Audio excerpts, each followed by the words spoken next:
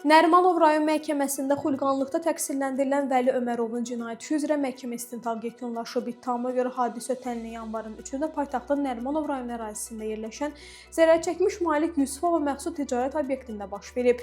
İstintaqla müəyyən edilib ki, mübahisə zamanı Vəli Ömərov hadisə yerindən götürdüyü dəmir parçası ilə zərərçəkmiş şəxsin baş nahiyəsinə qəsdən bir dəfə zərbə endirib.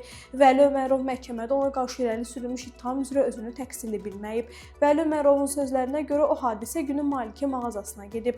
Maddi çətinlik səbəbindən 5-10 manatlıq meyvə-tərəvəz məhsullarını nisiyə götürmək istəyib. Lakin zərərçəkmiş şəxs imtina edərək onu mağazadan qovmağa və təhqir etməyə başlayıb. Vəli Ömərov ifadəsində deyib ki, bu zaman Malik ona qarşı fiziki zor tətbiq edib. Taxta parçası ilə baş və bədən nahiyələrinə zərbələr endirib. Hətta onu yerə yıxaraq boğmağa çalışıb.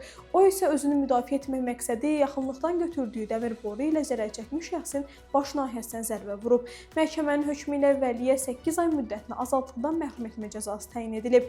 Konstitusiya və suverenlik ili münasibətilə amnistiya tətbiq edilərək cəzadan azad olunub. Qeyd edək ki, ad və soyadlar şərti verilib.